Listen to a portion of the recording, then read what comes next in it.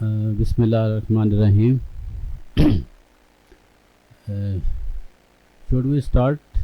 I think okay. We have to finish everything before 12:30.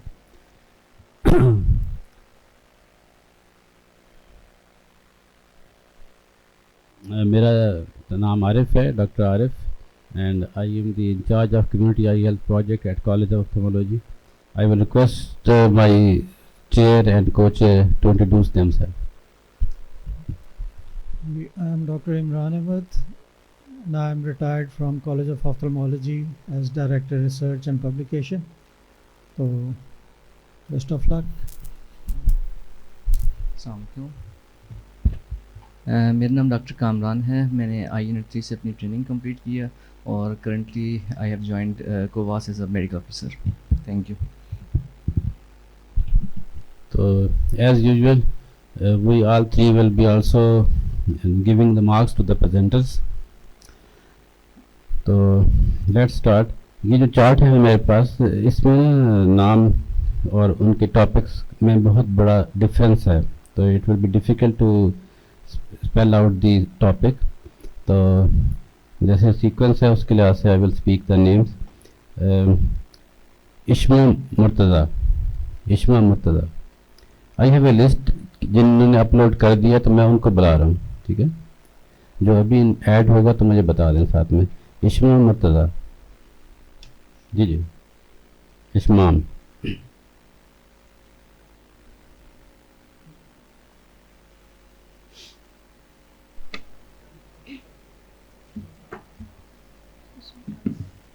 Assalamu alaikum everyone. My name is Ishma Murtaza. The topic that I'm going to be presenting today is the comparison of visual functions and ocular health in children with delayed visual motor integration and normally developing children. We're going to go through the introduction, objectives, materials and methods, result, and conclusion of the study. What is visual motor integration? Basically, it is the ability by which a person can coordinate his visual perception with his motor skills. It includes the basic functions like hand-eye coordination or moving in our daily lives. Any sort of developmental delay in this coordination results in delayed visual motor integration. In this study, we took 10 parameters, 5 parameters of the visual functions, namely visual acuity, contrast sensitivity, color vision, visual field, and glare. And as you're all very well aware that ocular health refers to the overall well-being of the eye, the 5 parameters taken into consideration were strabismus, nystagmus, amblyopia, extraocular motility, and ptosis. The main objectives of this study were we wanted to check that is there any sort of link of visual motor integration on these 10 ocular health parameters. If so, if there is anything that delayed visual motor integration has an impact on these, then we had to formulate some therapies or some interventions to support the children who were born with delayed visual motor integration. The study was a comparative cross-sectional study with non-probability purposive sampling technique. We took total 60 children. 30 of them were placed in group A, which were the typically developing children that were taken from the outpatient department in Mayo Hospital, Lahore. 30 children with delayed visual motor integration were those who had been already diagnosed with delayed VMI. The age group taken into consideration was 6 to 15 years and gender was not taken into regard. The exclusion criteria plays a very important role. The children who were diagnosed with neurodevelopmental disorders or any conditions that had some sort of defects, and in normal 27 had good contrast sensitivity while some had some defects. Visual field and glare did not yield any significant results. Moving towards the ocular health parameters, in strabismus, the delay out of the 30 students in delayed visual motor integration, 9 had strabismus, while 7 out of 30 in normal group had strabismus. In nystagmus, out of the 30 in delayed, 6 had nystagmus, while in normal nystagmus was not noticed. Similarly, amblyopia, delayed had 5 cases and normal had 3 cases. Ptosis also played a major part as it was seen that students with ptosis were more likely to have delayed visual motor integration. And extraocular motility also had a higher prevalence in delayed visual motor integration group. We concluded that out of the visual functions, visual acuity had the one that was most impactful in delayed visual motor integration, whereas ocular health parameters had higher prevalence in delayed VMI group. This concluded that this is a topic that needs to be explored more and should have more studies so that we can come up with interventions to stop delayed visual motor integration in children. Any questions? हाँ जी, बहुत अच्छा, very good, thank you very much.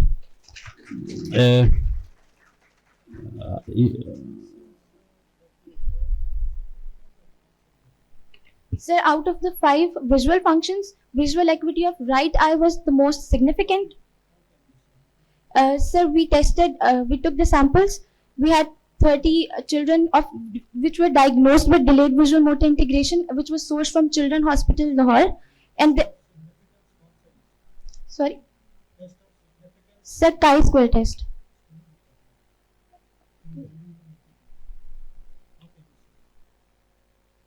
हाँ, important. You did it, I know that, but you have not mentioned it here. तो ठीक. अच्छा, well done, Ishman. And now Sarah Sonam.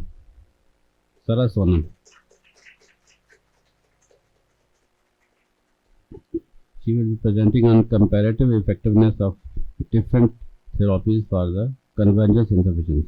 Assalamu alaikum. My name is Sarah Sonam. Today's my topic of discussion is comparative effectiveness of different therapies on convergence insufficiency. Basically, convergence insufficiency is poor communication between the nerve supply and the muscles of eye. Due to this near point of convergence increase in patients when patient experience mostly asthenopic symptoms when they try to focus on near object. Even though every age group has convergence insufficiency, but basically it's more prevalent in young adults due to their daily routines and excessive near tasks. The range of prevalence varies between 1.7% to 33%, and average estimated population is affected is 5%. If we talk about its clinical symptoms, we notice exophoria on the near task when patient try to focus on near object, decrease of near point of convergence and diminished positive fusional vergence at near. Most frequently is noticed when we assess the CISS scoring of the patient. Mostly patients recorded more than 16%, 16 scores.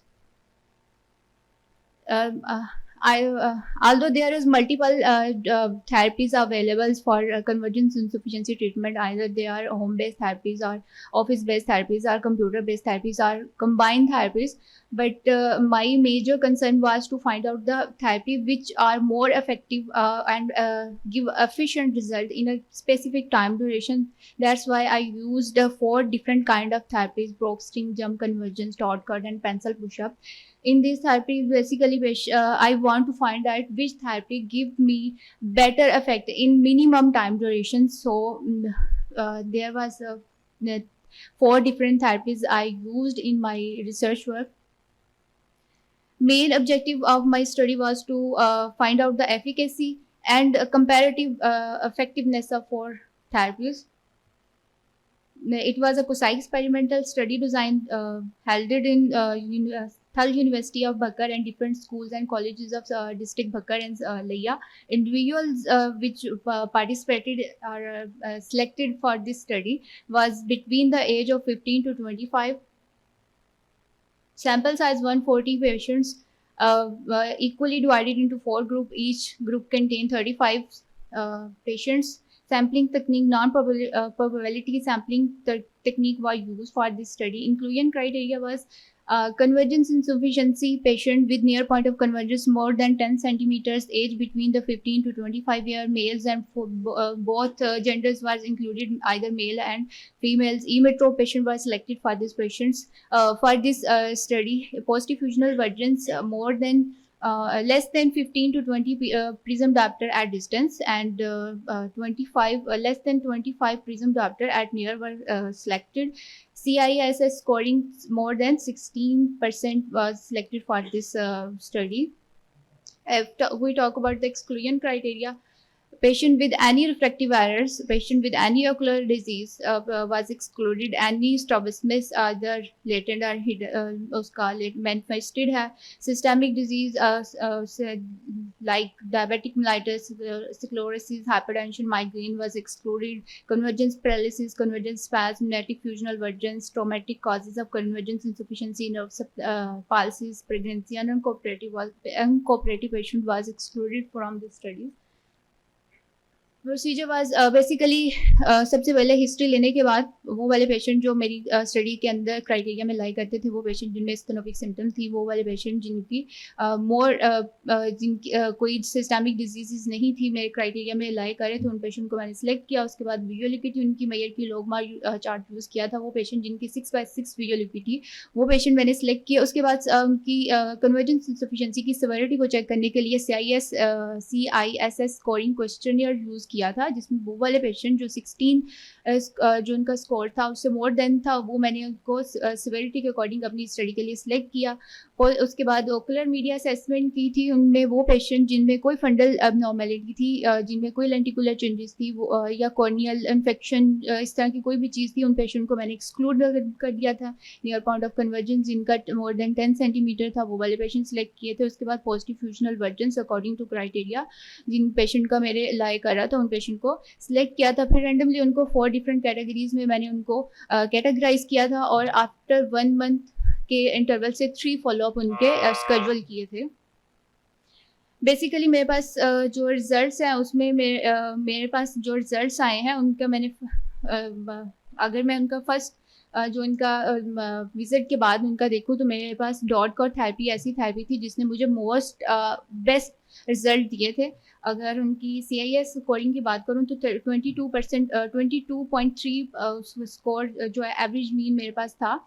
और उसकी जब मैंने 3rd month follow up पे उनका check किया तो 9.77 मेरे पास आया था. लीस्ट उसकी जो है वो कैलकुलेशन मेरे पास डॉट कॉट थेरेपी में आई थी. नियर पॉइंट ऑफ कन्वर्जेंस की बात करूं तो वो मेरे पास 13.48 सेंटीमीटर फर्स्ट विजिट में मेरे पास डॉट कॉट में था, और 7.72 सेंटीमीटर जो है मेरे पास उसका 3rd विजिट में नोट हुआ था. अगर उसकी PVD positive fusional वर्जेंस at distance की बात करूँ 6 मीटर पे, उसको मैंने असेस किया था. 9.02 उसके फर्स्ट विजिट में था विदाउट एनी थेरेपी, और थेरेपी देने के 3 मंथ के बाद उसका 25%, 20.25. You have maximum half minute. Okay. Basically मेरी एट द एंड जो मुझे रिजल्ट्स मिले वो मेरे पास डॉट कॉट थेरेपी में मिले थे. उसमें आइदर अदर ब्रोक्स्टिंग, जंप कन्वर्जेंस और पेंसिल पुशअप थेरेपीज ने रिजल्ट्स दिए थे, बट कंपैरेटिवली वो रिजल्ट जो है मुझे इफेक्टिव नहीं मिले जैसे कंपैरेटिवली मेरे पास डॉट कॉट में थे. और मैंने इसके लिए जो है ANOVA repeated ANOVA test use किया था, और मेरी सिग्निफिकेंस 0.05% से कम आई थी. तो ये मेरे रिजल्ट सिग्निफिकेंस थे. और मेरी रिकमेंडेशन नेक्स्ट फर्दर इस स्टडी से रेलिवेंट यही है कि अगर आपके पास ऐसा पेशेंट आता है जिसमें लीस्ट उसके पास साइन सिम्टम रिपोर्ट होते हैं, तो आप ब्रोक्स्टिंग और पेंसिल पुशअप या अदर थेरेपीज दे सकते हो. अगर आपके पास सिवियर कोई कन्वर्जेंस इंसफिशिएंसी का पेशेंट आता है, तो आप बेटर यही है कि आप डॉट कॉट थेरेपी या इजी और लेम वर्ड में पेशेंट को एक्सप्लेन करके ये थेरेपी प्रिस्क्राइब करें. Thank you very much. बहुत अच्छा पेपर था ये, लेकिन टाइम ग्रेट इशू है, और बहुत अच्छी फाइंडिंग्स थी, लेकिन आपने ना टाइम को मैनेज करना आपने, ये बहुत ज़्यादा सीरियस बात है. कोई क्वेश्चन है तो पूछे. क्वेश्चन का पार्ट आपने खुद मिस किया, आपको पूछना चाहिए था ऑडियंस से. There's a marking on the question also, but when there's no time, so you cannot ask the question and then you lose the marks. अब मेरे दिन में भी कुछ क्वेश्चन थे, लेकिन क्योंकि टाइम नहीं है तो we are not able to. Shabnam Pari बहुत दूर से आई हैं, अपना इंट्रोडक्शन भी कराइएगा. Assalamu alaikum everyone. I am Shabnam Peri Bhutto from Larkana, and I am working with SIUS Hyderabad. So today we will discuss about significance of cycloplegic refraction in reducing symptoms of the refractive errors.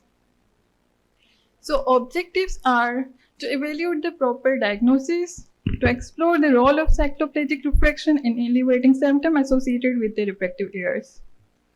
So refractive error are most common cause of visual discomfort, difficulty focusing, eye strain, and headaches. Symptoms may sometimes be mistaken for other ocular or systematic conditions.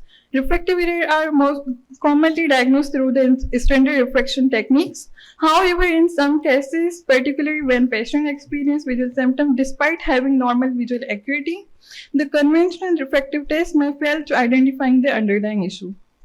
So, cycloplegic refraction is a diagnostic tool that helps accurately measure the true refractive error. So, methodology was, the case series was conducted at SIUVS. Inclusion criteria was patient who reported difficulty focusing on the near objects for extended period of 15 to 25 minutes despite having normal visual acuity without corrective lenses. The exclusion criteria was patient with condition that could cause some symptoms such as headaches while performing near task. Convergence insufficiency, strabismus, and systematic diseases like hypertension, migraine, and sinusitis were excluded. So the sample size was, we have 8 participants. Now we will discuss about the 4 participants of them. So this was the procedure under the patient goes. History taking, concern, visual acuity test, objective refraction, subjective refraction, orthooptic assessment, detailed eye examination, advised cycloplegic refraction, PMT, and post-treatment follow-up for the patient. So result, we found pre-cycloplegic refraction, the range from plus minus 0.25 to plus minus 0.5 diopters without cycloplegic refraction. With the help of retinoscopy, when we conducted cycloplegic refraction to accurately assess the refractive error, the result we found range of plus 3.2 to plus 3.5 diopters. On the post-treatment follow-up, patient reported significantly improved in their symptoms. This is our first participant. We measured the visual acuity test, auto refraction, subjective refraction, cover and cover test. We didn't found any abnormality.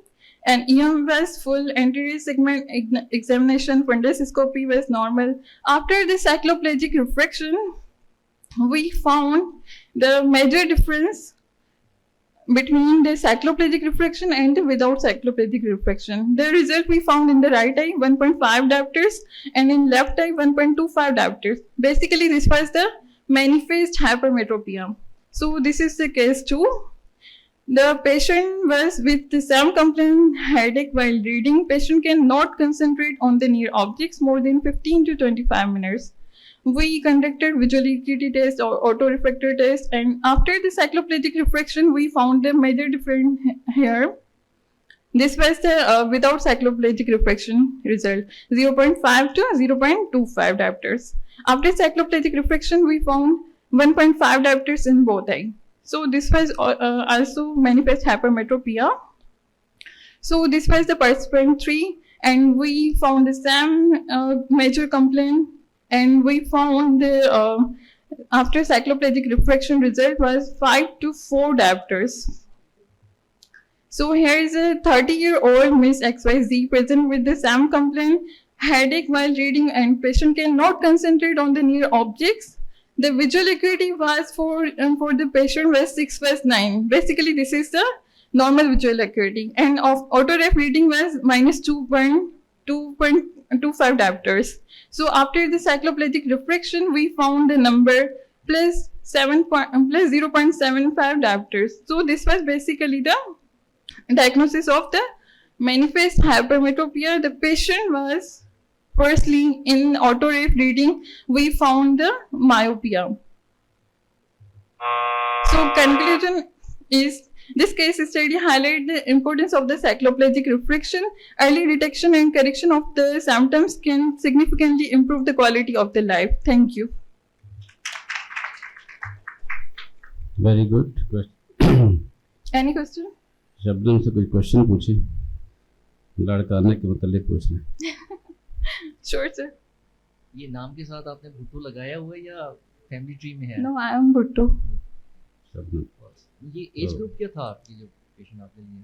Sir इसमें हमें multiple age group मिले हैं और 30 की as तक हमें मिले हैं, जिनमें हमें प्री साइक्लोप्लेजिक रिफ्रैक्शन हमने की है। बिल्कुल हमें माइनर से हमें नंबर मिला है। आफ्टर साइक्लोप्लेजिक रिफ्रैक्शन अगर हमने परफॉर्म की है, उसमें हमें जो है +3.5 डायप्टर्स का हमें रिफ्रैक्टिव एरर मिला है। मिनिमम एज ग्रुप क्या था पेशेंट का, जिसमें सबसे कम एज थी और सबसे ज़्यादा कितनी एज थी? सर सबसे कम जो है हमने 11 तक ली थी और सबसे ज़्यादा जो है वो हमें 40 तक मिली है। ठीक। No, बहुत शॉर्ट है। sir, this was no sir case study. This was only the case series ठीक। that we are discussing about. Thank you. Very good, very good. Thank you.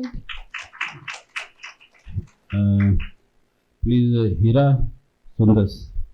She is from one of our project जो college run कर रहा है हलैया में। तो Heera will be presenting on association of simple myopic astigmatism with the near difficulty. Bismillahirrahmanirrahim. Assalamu alaikum. My name is Hira and I'm an optometrist in THQ Thal Hospital Layya under Peak Inclusive Eye Health Project supported by CBM International and implemented by College of Ophthalmology and Allied Vision Sciences Mio Hospital Lahore. The topic is association of simple myopic astigmatism with near vision difficulty. The purpose is to find any association between both of them, near vision difficulty and simple myopic astigmatism. A little bit background, we all know about the astigmatism. It is a condition in which rays from different meridians focus on different points. Depending upon those points, there are various types of astigmatism, simple, compound, mixed, myopic, with the rule, against the rule, but we are concerned with simple myopic astigmatism, which is when the rays fall on retina in one meridian and in front of the retina in the other meridian. And near vision difficulty, the combination of these both myopia and astigmatism make it difficult to see things, to distorted causes distorted images at distance and as well as at near, which is the base of this study. Simple myopic astigmatism, I'll explain near vision difficulty as the patient feeling fatigue at near work, or it may feel blurry or distorted images at the near. This range was, the sample size was 320, ranging from 10 years to 35 years, March 24 to August 24. Inclusion criteria, the patients coming in the OPD with the complaint of near vision difficulty ranging from the age of 10 to 35. Exclusion criteria, less than 6/9 visual acuity and other ocular pathologies or history squint. Visual acuity was assessed with Snellen chart. Subjective and objective refraction was carefully done.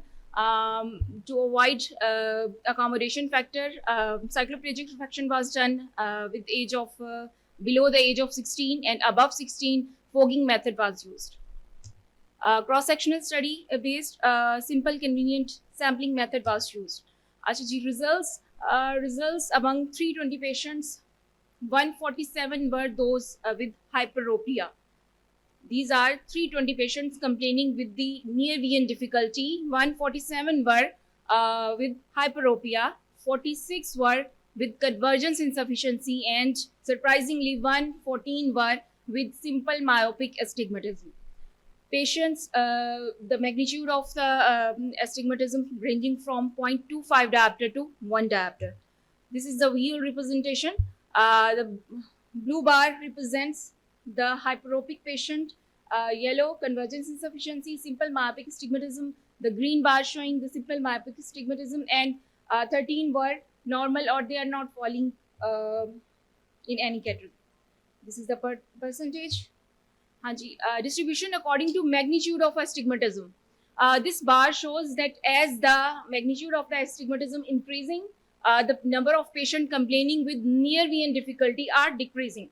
The blue bar showing the patients with 0.25 diopter astigmatism, then green with 0.50, then 0.75 orange, and then red with 0.1 diopter. Statistical analysis was done with chi-square test. The p-value was less than 0.05%. So we reject the null hypothesis. This means the distribution is statistically significant. The conclusion and recommendations, results are showing as the hyperopia and convergence insufficiency being the most known cause of near VN difficulty at this age, 10 to 35.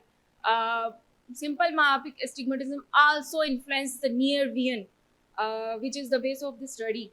As the magnitude of this factor also showing that as the magnitude of the astigmatism increasing, the patient with the complaint of near VN difficulty are decreasing.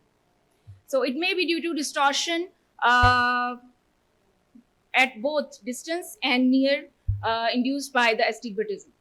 Further studies definitely are required to find the way why in simple myopic astigmatism such a minute 0.2550 disturbing more at near than the distance. Thank you so much. Any question? हाँ questions है.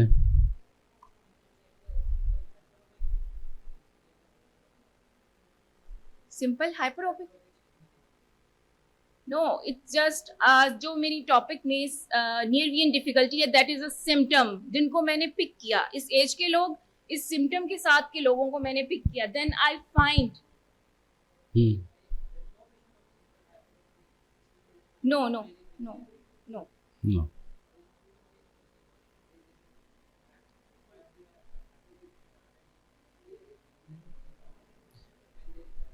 In fact, this is written in the inclusive criteria. But This is written in the inclusive criteria. They have mentioned this thing in the inclusive criteria. अच्छा मैंने ये I have read your topic, you know it. अच्छा तो ये बताइए कि हमने fogging 16 years and below पे क्यों की है? Why not more than 16 years? Sir fogging cycloplegia below 16 किया है, और फोगिंग मेथड जिसे आम रूटीन में ओपीडी में सब पे साइक्लो नहीं करते हैं हम. बिलो 16 या जो हमें लग रहा होता है हम उस पे साइक्लो करते हैं, और अबव देन जो है वो फोगिंग मेथड यूज किया गया. आपने फॉगिंग 16 से कम पे यूज किया? नहीं sir, above.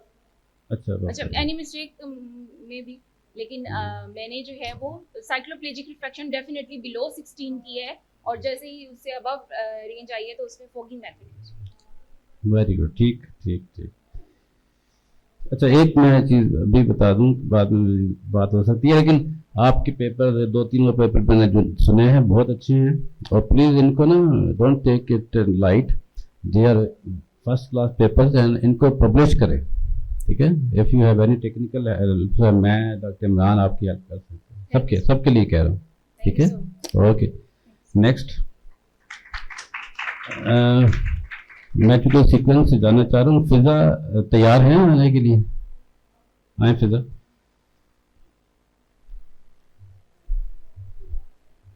And she has an evaluation of the tear film in contact lens user. My name is Fiza Ahmed, and the topic of my presentation is evaluation of tear film in regular and occasional contact lens users. In my study, the criteria of regular and occasional contact lens users was the subject who uses contact lenses for 15 or more than hours is regular users, and the subject who uses contact lenses for less than 15 hours in a week are under occasional contact lens users. Tear film and contact lens interactions. The tear film, a thin layer of fluid on eye surface, interact with the contact lens by creating a smooth surface for lens movement. This interaction influences lens comfort and visual clarity, and the issues may arise due to the insufficient tear production, leading to dryness or discomfort while wearing the lenses. Contact lens related pathologies. Most importantly are the dry eyes, and the other would be the corneal aberrations, corneal edema, and the microbial keratitis.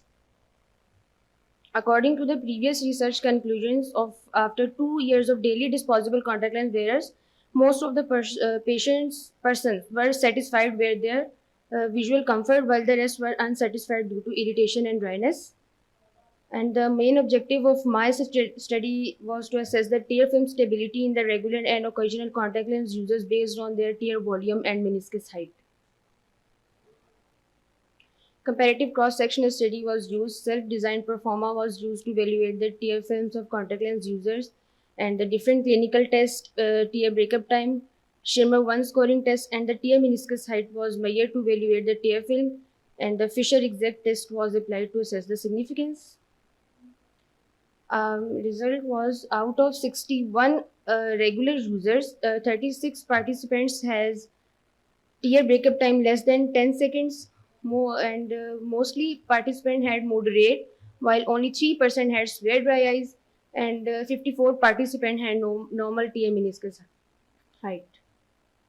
And out of 45 occasional users, only 30 subjects has normal, while 15 had tear breakup time less than 10 seconds, which is not normal, and 35% had normal, 60% had moderate, while 4% had severe dry eyes, and almost all the subjects had normal tear meniscus height with no dry eye symptoms. And these are the tables according to the Schirmer test value and tear meniscus height. P-values for Tibet and Schirmer shows significant relation with the duration of contact lens wearing time, and while the p-values for tear meniscus height shows no significant relations. The conclusion is tear film stability of and volume of the regular contact lens users was lower than the occasional contact lens users. Tear meniscus height is almost the same.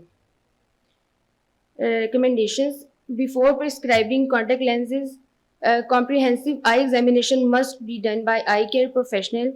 Over-the-counter contact lens uses should not be allowed, and contact lens practitioners must educate their clients about contact lens using parameters and all the associated pathologies and complication syndromes as well. That's all. Thank you. बहुत बहुत अच्छे, बहुत अच्छे। कोई question है तो बताइए। Any question? जी sir, the most important recommendations. इसमें जो नंबर 2 है ओवर द काउंटर यूज, जी सर, ये आपकी स्टडी में कोई है कि ओवर द काउंटर को ज़्यादा ख़राब करते हैं टीयर फिल्म को? जी सर, एक तो जब हम लोग अपने Did you proper mention it in the examination, study? ये प्रेजेंटेशन में कहीं लिखा हुआ है तो दिखा दें। नहीं मेरी प्रेजेंटेशन में नहीं है वैसे तो, Recommendation is always based on your results. If you show it in your results कि over the counter is worse than a normal or जो सर भी- डिस्पोजेबल जो कॉन्टैक्ट लेंस हाँ, यूज ये करने चीज़ से, आपके रिजल्ट में होनी चाहिए। रिकमेंडेशन आपकी मर्जी के मुताबिक नहीं जी होनी सर। चाहिए या आपके दिल के मुताबिक नहीं ओके होती। Sir, it is based on your study results. जी सर, ठीक है। Okay sir, thank you so much. वैसे तो नहीं, अभी नहीं, रिजल्ट्स पे जाएं। जी जी सर, अच्छा ये शीट है रिजल्ट की, और इसके पीछे वाली भी जाए। हाँ ये रेगुलर यूजर्स हाँ, की ये हैं, और ये जनरल बात कर रहा हूँ, it is not for you, और इसको सीरियस मत इतना लेना। लेकिन जब आप मेंशन करें ना रिजल्ट को, जी तो sir. For us, for audience, we are concern about the percentage. Okay sir, तो कुछ चीज़ों के लिए यहाँ पे नंबर लिखा हुआ है, कुछ चीज़ों के लिए हमने परसेंटेज लिखी हुई ओह, जी, है। नेक्स्ट शीट करें, नेक्स्ट पेज, यहाँ पे भी इसी तरह ही है। तो मेक यूनिफॉर्मिटी इन द जी रिजल्ट, सर। एक परसेंटेज में ही लिखें तो that will be easy to capture and attract the audience. Noted sir, लेकिन भी it was good and good effort by you, very good. Thank you so much sir.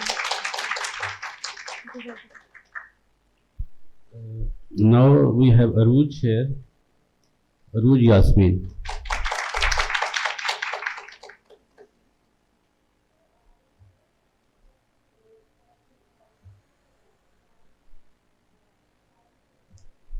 She has topic on psychological and social challenges faced by parents of children with strabismus.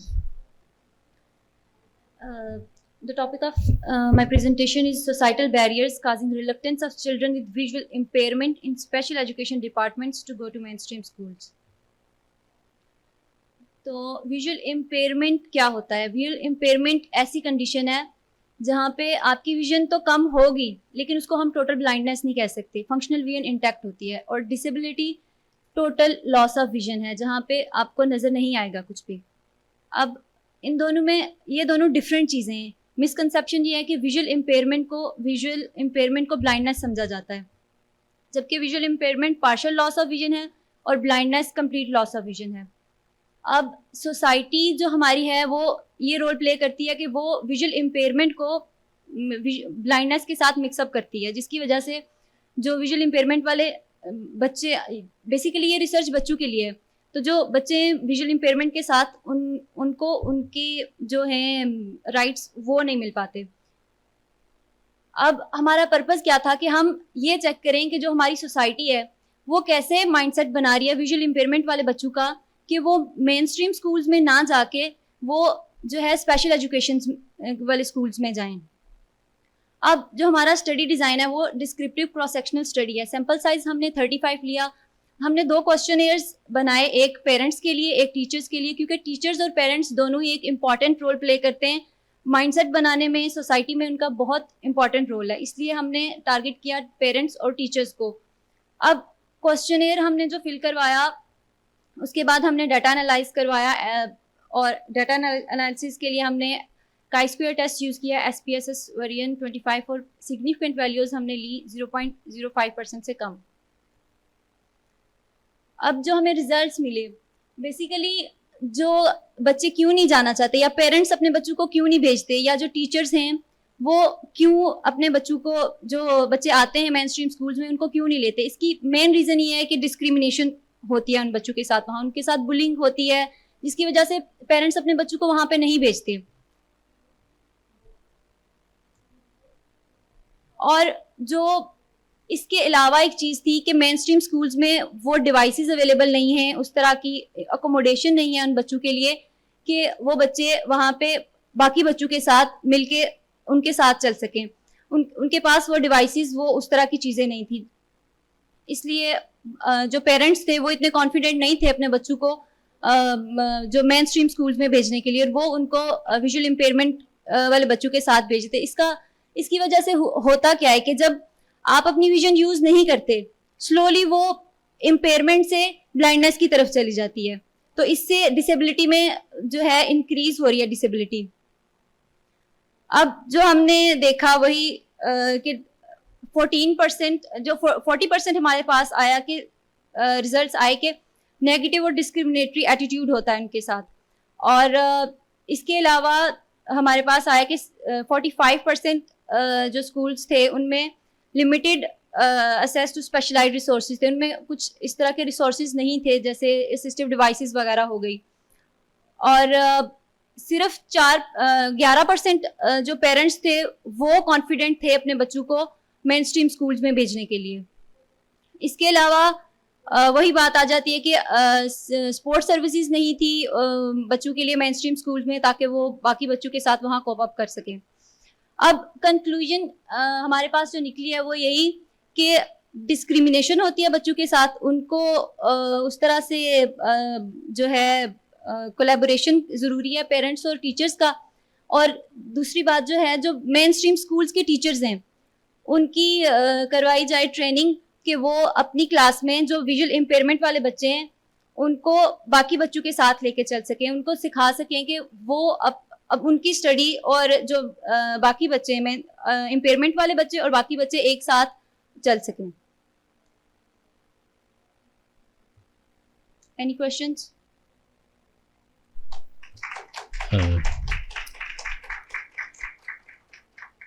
बहुत अच्छा, well presented और timely आपने finish किया।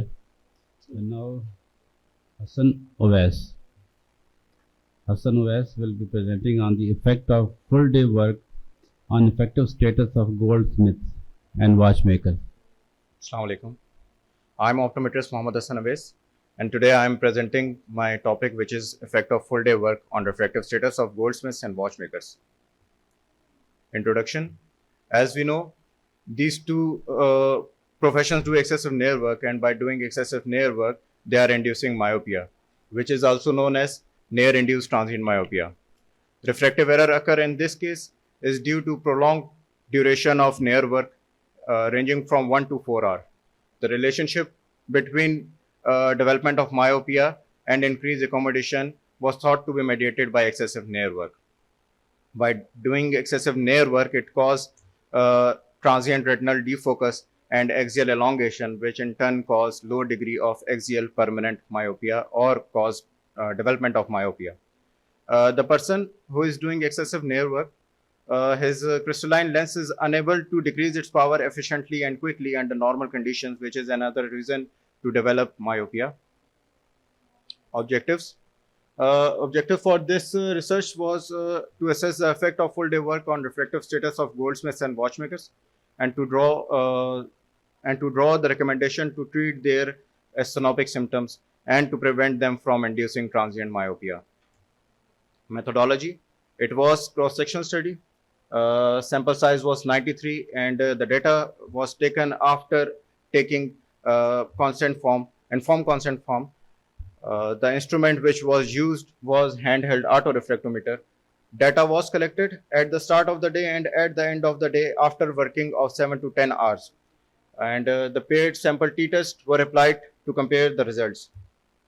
Inclusion criteria.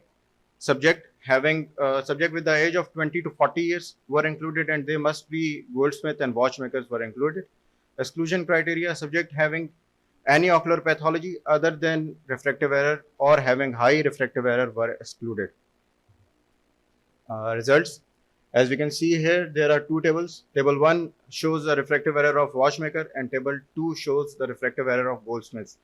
By this, we can see that there is a difference when we check them at the start of the day and at the end of the day. There is a significant difference in their refractive status. Here are the two graphs. These are graphs showing that when we compare them together, there are no significant difference seen when we compare both groups together. Recommendation.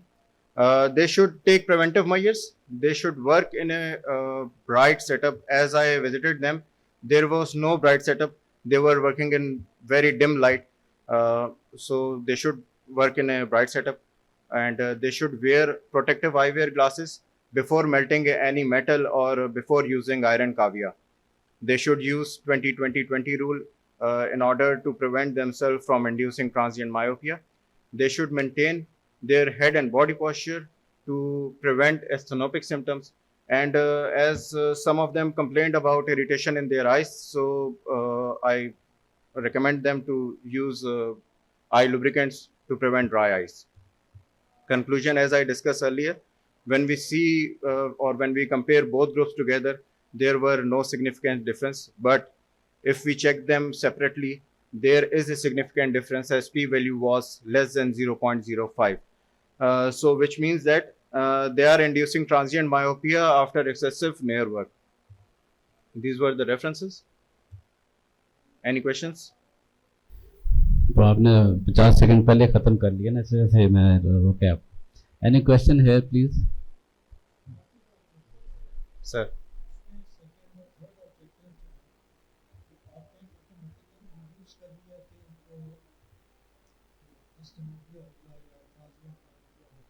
Sir असल में जब मैंने इसकी पहले study की थी इस बारे में थोड़ी बहुत, तो उस पर ये था कि इनको एस्थेनोपिक सिम्टम्स आते हैं जब नेयर वर्क आप एक्सेसिव करते हैं, क्योंकि कई दफ़ा इस तरह के पेशेंट्स हमने ओपीडी में सेटअप में भी देखे अपने के जो एक्सेसिव नेयर वर्क करते हैं. तो no doubt, we know that. जी सर. लेकिन आपकी अपनी स्टडी में जी सर, जब तक आपको पता नहीं है कि उनको एस्थेनोपिया होगा या ट्रांजिएंट मायोपिया होगा, जी sir, how can you put that into your objectives?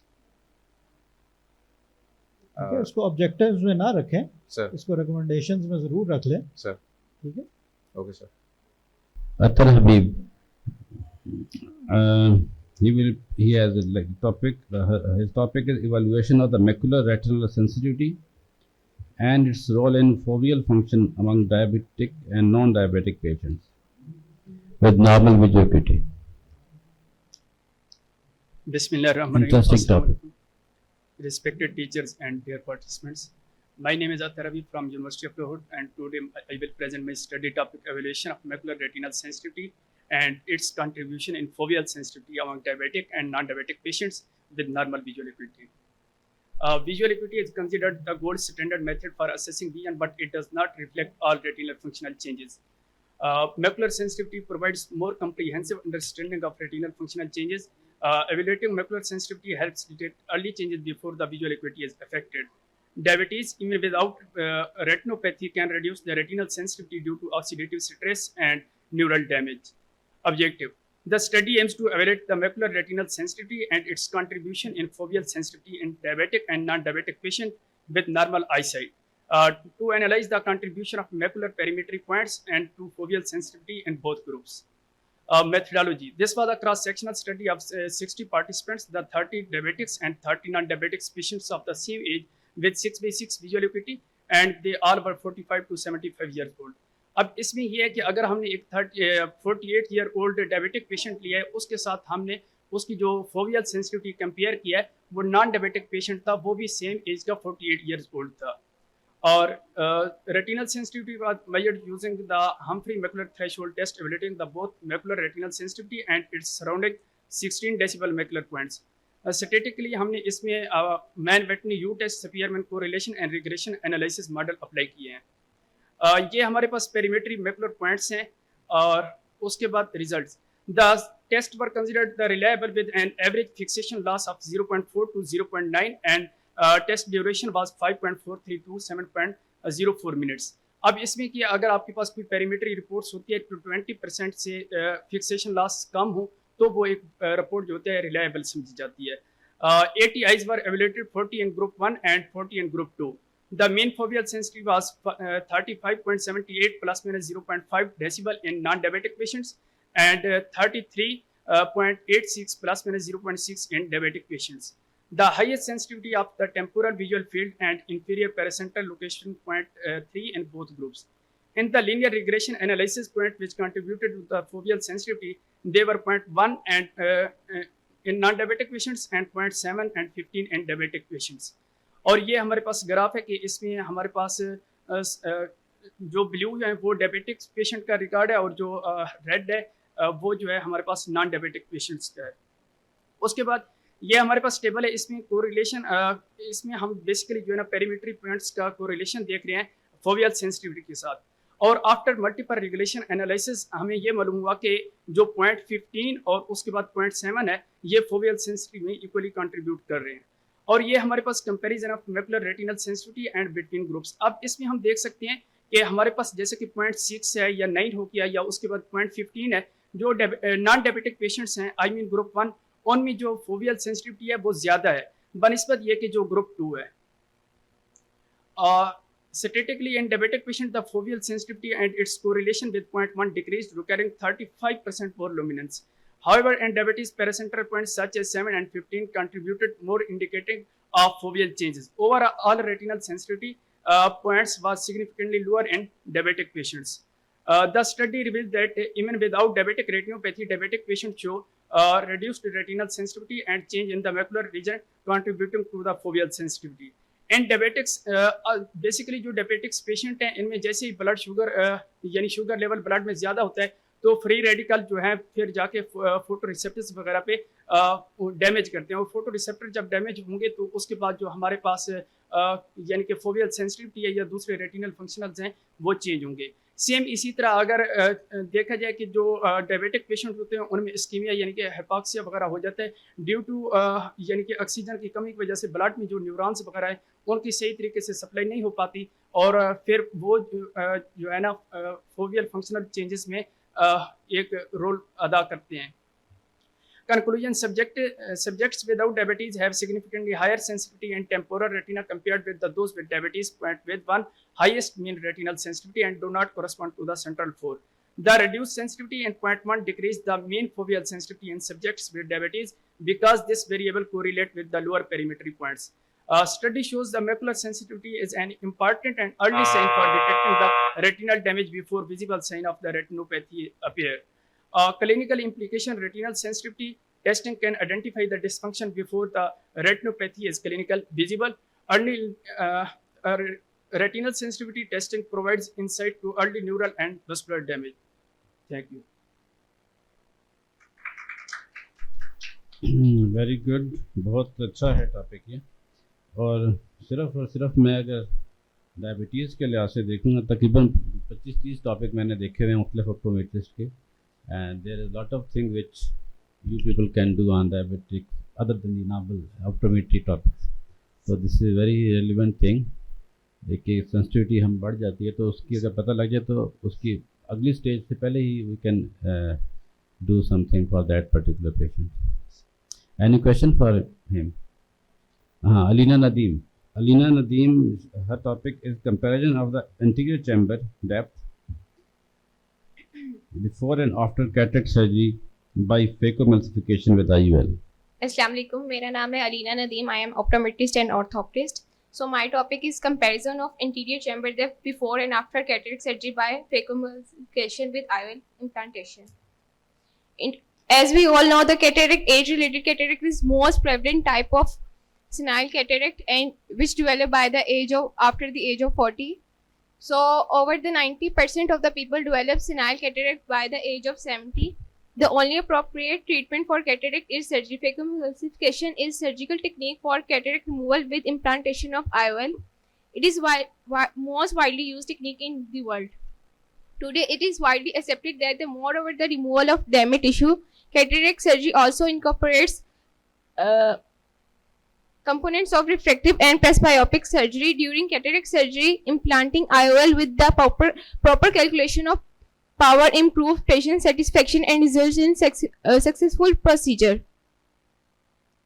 The post of ACD that is considered in popular third generation IOL power measurement formulas SR-Getty, Holliday and Hofer is computed using thin-lens formulas which does not adequately represent post of ACD in anatomical sense as it differ from real lens position. The post op is calculated using axial length and keratometry. The ACD must be precisely made in order to protect patient undergoing refractive implantation of IOL. ACD is considered most frequently measured critical factor in assessment of accommodative potential due to increasing interest in treatment of presbyopia and the potentially accommodating IOL. The more recent generation of IOL calculation formula which provide precise ACD measurement crucial for modern refractive surgery also incorporate 3 to 5 ACD. ACD is post-op indicator of axial length position, also known as effective lens position. Effective lens position is distance between the interior surface of cornea and IOL plane is known as ELP. Objective. This study aimed to compare the interior depth changes following before and after posterior chamber intraocular lens implantation and cataract surgery using phacoemulsification. So the my study design is pre-operative and post-operative observational comparative study. 75 patients with the age range of 40 to 85 years were sampled using non-probability consecutive sampling technique. Patient inclusive criteria were patients who were advised to undergo surgery for senile cataract by means of phacoemulsification at Department of Ophthalmology, Faber Memorial Hospital. Study duration was 6 months from August 2022 to January 2023. And exclusion criteria were history of ocular trauma, history of IOL, and history of other diseases. Methodology. First of all, demographics detailed history examination included BCVA, detailed fundoscopy, keratometry, and ACD were measured. Post-op examination included SLE of anterior segment, visual acuity, and ACD. Follow-up was conducted at 1 week and 1 month to measure ACD by A-scan ultrasound after installation of anesthesia. Phacoemulsification was done by ophthalmologist. Self-designed proforma and sonomet ultrasound were used to collect the data. Data were analyzed using IBM SPSS V26 and the paired sample t-test was employed to compare pre and post values. P-value less than minus 0.07 were regarded statistically significant.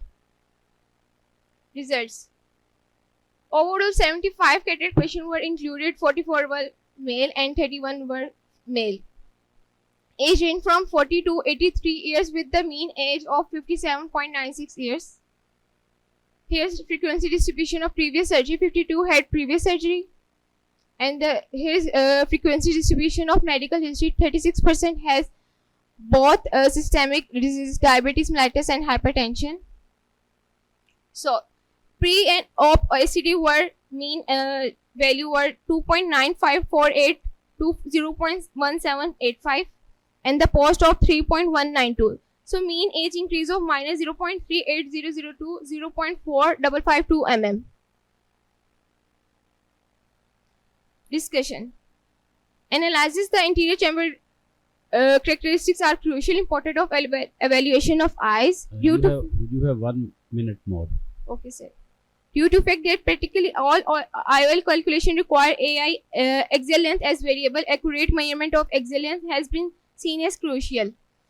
Previous study जो एक हुई थी उसमें भी increase आया था और जो मेरी स्टडी थी उसमें भी इंक्रीज है. In the current study the mean age of patient were 57.96 year and जो इंक्रीज हुआ इसका वो 0.238002 प्लस 0.452 mm है. तो ये significant results were obtained. Conclusion: phacoemulsification with the IOL implantation and ACD significantly increased in eyes.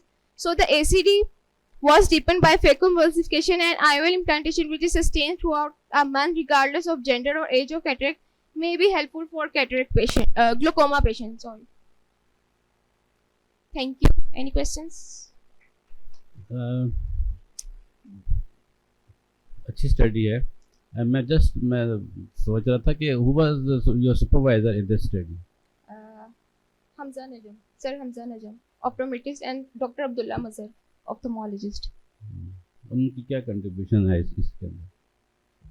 Sir ये observational है तो उन्होंने बायोमेट्री की थी. मैं उसकी ना एक ऑथेंटिसिटी की लिहाज से बात कर रहा हूँ कि कुछ इसके अंदर एलिमेंट्स ऐसे हैं जो कि उसको देखने थे ना, तो what was his contribution in this study?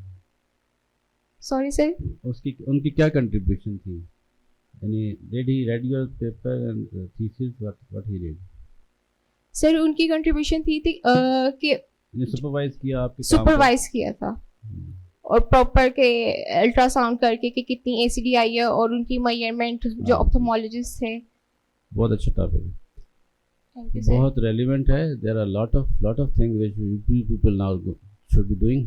एक चीज़ मैं जस्ट एक लाइटर नोट पे पहले तो बताएं, एनीबॉडी जो लेफ्ट, अभी मैं नाम ना पुकारा हूँ तो आप में से ना, ये हम जब नाम लिखते हैं ना, कोई बंदा या तो ऑप्टोमेट्रिस्ट होता है या फिर वो ऑर्थोप्टिस्ट होता है, तो एक ही वक्त में वो दो नहीं हो सकते. ठीक है. हाँ, बहुत सारे काम 50% से ज़्यादा काम ओवरलैप करते हैं ऑप्टोमेट्री के अंदर ऑर्थोप्टिस्ट के, और इसी तरह ऑर्थोप्टिस्ट के अंदर ऑप्टोमेट्री के, और जो काम आप ज़्यादा करते हैं वो आपका टाइटल हो जाता है. तो वैसे एक हायर लेवल के ऊपर या तो आप ऑप्टोमेट्रिस्ट होते हैं या फिर ऑर्थोप्टिस्ट होते हैं. हाँ जी बोलिए.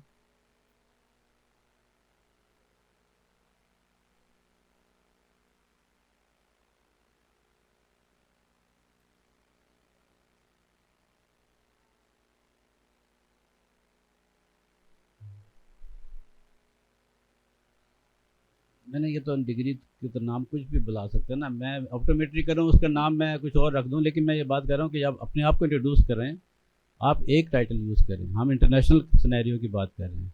आप एक वक्त में एक ही चीज़ होते हैं, हाँ, अलग अलग है. तो एक वक्त में आप जो ज़्यादा काम करते हैं वो अपना टाइटल यूज़ करें. We are not talking about the local names here. अच्छा, तो मैं बात कर रहा था कि डॉक्टर कमरान को मैंने आज रद्द करके बिठाया for few comments here, and then I request Dr. Imran साहब कि वो कंक्लूड करें आज का सेशन. बच्चे बहुत अच्छी आप लोगों की प्रेजेंटेशन थी. ऐसे एक दो चीज़ें जो आप लोगों ने मेंशन नहीं की, जो भी सर्जिकल प्रोसीजर हुआ है उसमें आपने मेंशन करना है कि वो सर्जरी करने वाला सिंगल सर्जन था, क्योंकि एक से ज़्यादा अगर सर्जन है या कुछ जो स्टडीज़ थी उसमें ऑब्जर्वर है, फॉर एग्जांपल जैसे आपकी स्टडी थी वॉचमैन और गोल्डस्मिथ की, उसमें जो ऑब्जर्व करने वाला बंदा था कि क्राइटेरिया सेम रहे, क्या क्या चीज़ें आपने देखनी है वो सेम रहे, और जो सर्जिकल प्रोसीजर्स हैं उसमें डेप्थ का डिफरेंट सर्जन के सर्जिकल स्किल्स के ऊपर डिफरेंट हो जाता है. तो ये, और उसके अलावा कुछ स्लाइड्स थी जो फुल ऑफ टेक्स्ट थी, या उसमें कुछ बोल्ड लेटर्स यूज़ करें या कलर डिफरेंस यूज़ करें ताकि जो ऑडियंस है वो आपकी बात सुने और उन जो हाईलाइटेड पॉइंट्स हैं उनको सिर्फ देखता रहे. क्योंकि पूरा टेक्स्ट पढ़ेगा तो वो फिर आपकी बात नहीं सुन सकेगा. और जी, दैट्स इट. Thank you. चलो जी, thank you very much for meagre participation. मैं तो कहूँगा बड़ी गिनती के लोग हैं, उम्मीद करते हैं इससे ज़्यादा होनी चाहिए. सिर्फ प्रेजेंटर ही ज़्यादातर नज़र आ रहे हैं, कोई ऑडियंस बड़ी कम है। तो अपने क्लास फेलोज़ को कोई तरलामंद किया करें कि कोई उनको नाश्ते का लालच दे के, कोई किसी किस्म की ब्राइब करके कि जी आओ मेरा पेपर सुन लो, प्लीज़ सुन लो, और कुछ नहीं तो चलो सुनो ना सही बैठ जाओ आके। ठीक है, आपकी representation is very important on a serious note, इसलिए कि you are in the process of recognition. तो रिकग्निशन उसी वक्त होगी जब आप ओनरशिप लेंगे अपनी और पार्टिसिपेट करेंगे फुली। तो आपकी जो ऑप्टोमेट्रिस्ट और सारे हैं उनको आप ज़रा सीरियसली ये कहें कि आइंदा से इसको ज़रा सख्ती के साथ ज़रा पार्टिसिपेट किया करें। ठीक है, अच्छा, दूसरे नंबर पे you are very enthusiastic about presentation, लेकिन किसी सीनियर बंदे को या किसी और को दिखा लिया करें। I found many mistakes, spelling mistakes ख़ास तौर पे, और grammatical mistakes in your presentations. तो हमेशा उसको, अगर आपको याद हो मेरा लेक्चर के प्रेजेंटेशन का, तो उसमें यही है कि इसको ख़ुद भी पढ़ें, किसी से पढ़वाएं भी, अपने सीनियर से पढ़वा लें, और अगर कोई ख़ास तौर पर आपको इंग्लिश लैंग्वेज का बेशक बंदा नॉन मेडिकल का हो, उससे चेक करवा लिया करें स्पेलिंग मिस्टेक्स पे। अभी जैसे एक मैंने नोट किया कि वो असेसमेंट थी, तो असेस को एक्सेस लिखा हुआ है। There is huge bit of difference. जब आप ऐसी चीज़ें बाहर भेजेंगे या किसी जर्नल में पब्लिश करने के लिए, तो इस बेस पे वो वापस आ जाएंगे। पहले से उसकी प्रूफ रीडिंग ज़रूर किया करें। स्टैटिस्टिकल एनालिसिस वो भी ज़रा थोड़ा सा रोबस्ट करें अपना। तो अदरवाइज़ टॉपिक्स बहुत अच्छे थे, इनोवेटिव भी थे। तो ऐसी छोटी छोटी चीज़ों से आपको वो हो रही है, तो उसको ज़रा बेहतर करें। Thank you very much. मैं एक बात सिर्फ कहना चाहता हूँ। मैं 18 साल से एंगेज हूँ ऑप्टोमेट्रिस्ट के साथ। याद रखें इस बात को, रिसर्च इज़ ऑप्टोमेट्री। हम जो रिसर्च करते हैं ना, डॉक्टर लोग, बाकी लोग यहाँ पे पढ़ रहे हैं पेपर सारा कुछ, this is the optometrist task. तो अपने आप को बहुत ज़्यादा, जैसे आप रिफ्रैक्शन में अपने आप को रखते हो ना, साइक्लोप्लेजिक में और कॉन्टैक्ट लेंस की मोडालिटीज़ के अंदर, तो रिसर्च इज़ योर बेबी। तो इसके ऊपर अपने आप को, अपने जूनियर्स को, अपने सीनियर्स को साथ रखें, और ये आपका बेंचमार्क होना चाहिए रिसर्च, ये presentation. Thank you very much. मैं जितने भी लोग प्रेजेंटर्स हैं उनकी अटेंडेंस चली गई है, तो they can get their certificates from Shalimar A. आगे जाके वहाँ पे कमरा है, और I will request presenters to come in the front to have a group photo. बल्कि सब आ जाएं प्लीज़, आज सब लोग आ जाएं।